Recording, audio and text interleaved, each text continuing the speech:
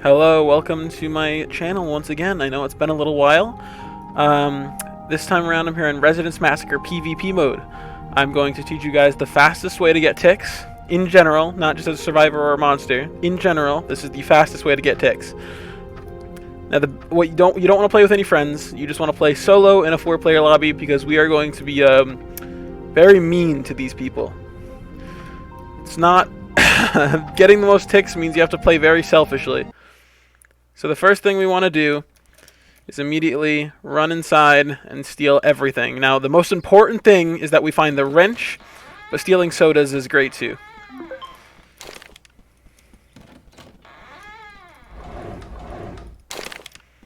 We don't care about batteries, we just need the wrench. And there it is. Once we have the wrench, we're good. We have pretty much won, and all 3 sodas too. Next thing we're going to want to do is come in here and try to steal all of the hammers. You can do this by pressing backspace when you have one, which will drop it and allow you to pick up another one. So now we have all the sodas and the hammers. What we're going to want to do is head outside, find the corner of the map somewhere. Once your character gets stuck on the invisible wall, just drop everything you've just picked up outside of the map. So now it's impossible to get, it's out of play, it's no longer part of this, it's no longer accessible to the players of this game. So now next thing we're going to want to do is turn on all the lights and short out the power box. Now that we have shorted out the power, we don't need planks or power as survivor. So we're just going to go ahead and skip the day. Click on that.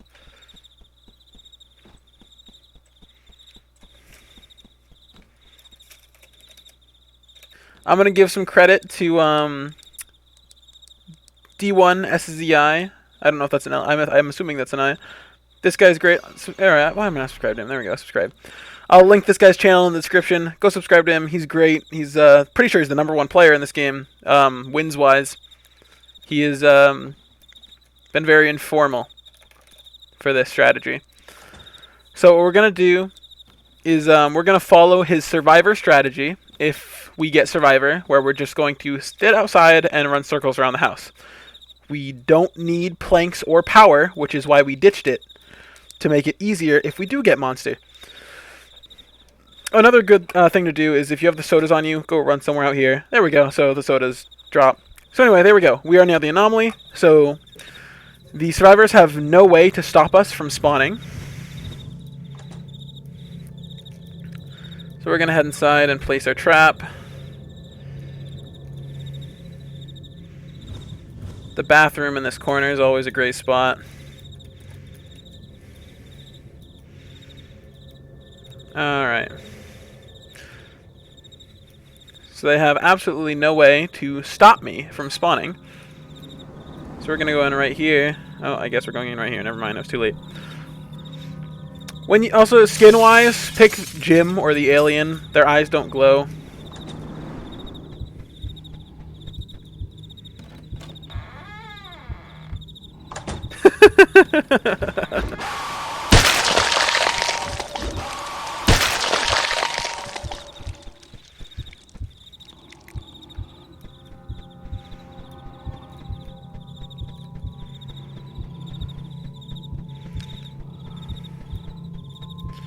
Alright, well we didn't get all of them in one run, which is common to get all 3, but that's okay.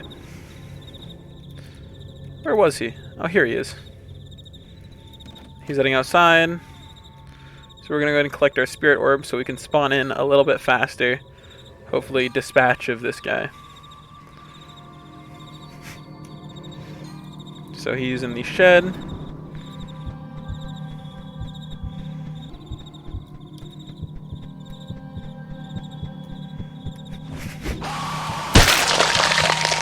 And there we go. That's what we're going to do as the monster.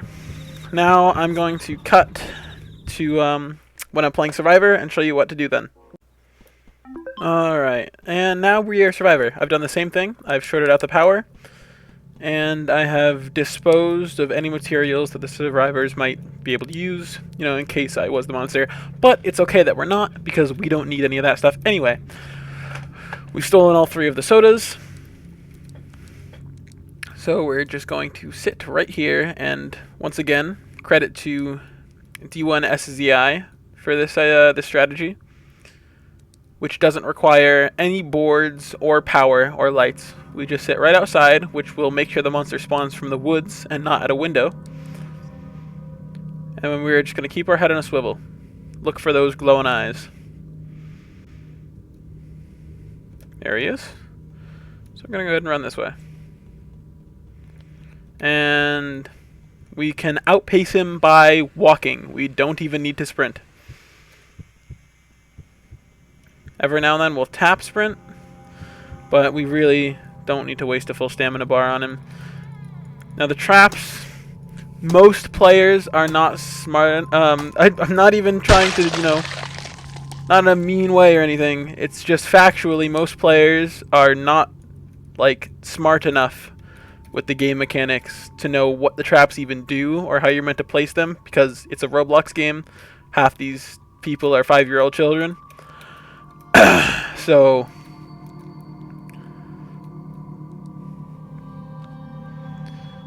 and if they do place the traps, that's what the sodas are for. But as long as they don't place the traps, we can outpace the monster by walking.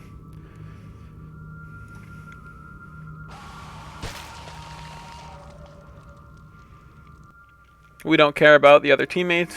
Them surviving does not boost our own tickets, credits at all.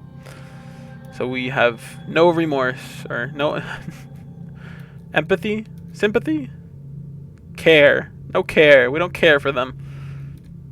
They are not beneficial to us in the long run whatsoever. The trap got placed.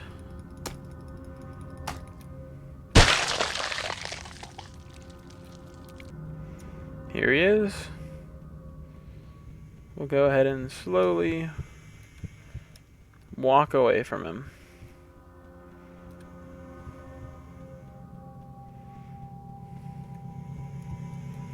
And if he does start to catch up, just tap shift for a little bit.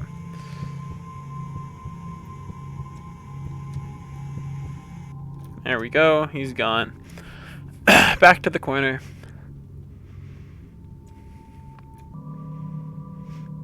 Should mention that once it becomes 4 AM, his spawn rate will increase ever so slightly. Should be nothing to worry about. Just keep the same routine. Just be ready to run a little more. Usually, even if they are placing traps, you won't need to use any of your sodas until about 4 AM. Because that's when the he becomes a little more of a existing threat. Here he comes, waddling towards me again. I'm trying to make sure my stamina bar stays as full as it can be. Make sure I don't run out near him. And he's despawned back to this corner. Once again, head on a swivel, left, right, left, right. Sounds like he's... oh, never mind, he's placed a trap right here.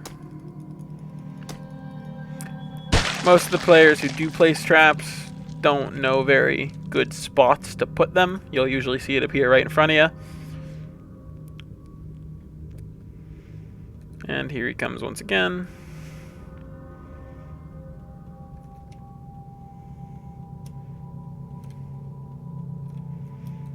Oh, he might be trying to go around the other way.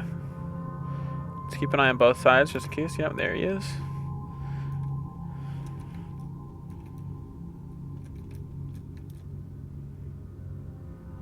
And he is probably despawned by this point, so back to the corner I go.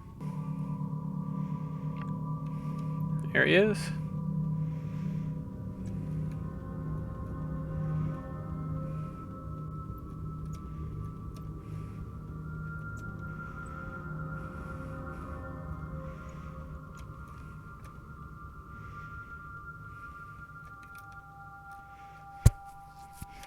He's gonna despawn. I don't even need to play this carefully. Yep, there he goes. Okay. And that should be the win. I don't think he'll come back.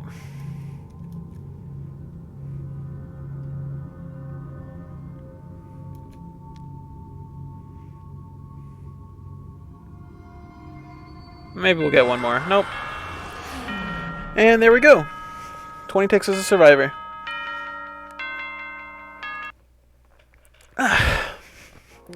Well, thank you for watching.